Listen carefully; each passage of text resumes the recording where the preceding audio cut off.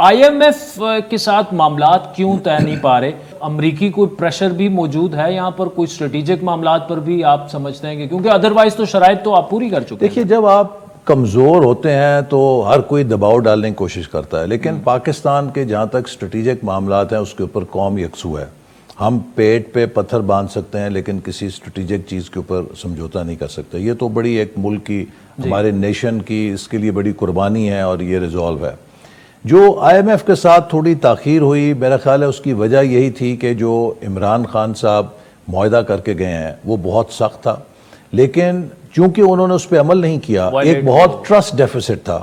تو I am F جو ہے وہ سارے کا سارا معاہدہ فرنٹ لوڈ کر رہا ہے کہ جی آپ پر ہمیں اعتماد نہیں ہے، کیونکہ پہلے حکومت جو تھی وہ عمل نہیں کرتی رہی، تو آپ یہ ساری چیزیں پرائر ایکشن کے طور پہ کریں۔ تو ہمیں تھوڑا سا جو اس میں ریلیکٹنس تھی یا ہے وہ یہی ہے کہ آلریڈی مہنگائی اتنی ہے ملک کے اندر کہ اگر ہم ان سارے ایکشنز کو فرنٹ لوڈ کرتے تو مہنگائی اور زیادہ ہونی تھی، لیکن بہر صورت اب زیادہ تر وہ ایکشن جو آئی ایم ایف کے تھے جو اس معاہدے میں تھے ان پر عمل درآمد کیا جا چکا ہے۔ تو مجھے بڑی امید ہے کہ انشاءاللہ اگلے چند دنوں کے اندر اس میں ہمیں کامیابی ہونی چاہیے، چونکہ غالباً اب آئی ایم ایف کو اس بات کی کنفرمیشن درکار ہے کہ جو پاکستان کے دوست ممالک نے پاکستان کی مدد کرنی ہے، اگر اس کے اوپر ان کو اعتماد ہو جائے یا ان کی تسلی ہو جائے تو جو ہی وہ ہوگی تو وہ دے ول گو۔ وہ چائنا سے ابھی نہیں ملی؟ نہیں، چائنا نے تو دے دیا، لیکن میرا خیال ہے مڈل ایسٹ کے جو ہمارے دوست ممالک ہیں ان کی طرف سے وہ منتظر ہیں، جو ہی انہیں نوڈ آئے گی